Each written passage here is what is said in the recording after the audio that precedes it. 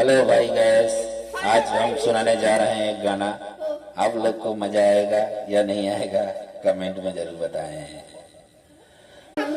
दूध बेचे गैया मरूत के गली में, टिकवाए रयल हमर तूत के गली में। दूध बेचे गैया मरूत के गली में, टिकवाए रयल हमर तूत के गली में।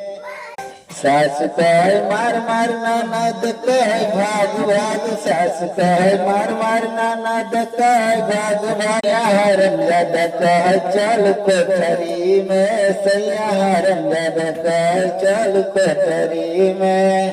दूध बेचे गैलिया मरूत के गली में, दूध बेचे गैलिया मरूत के गली में। टिकराए रयल मर तूत के गली में, टिकराए रयल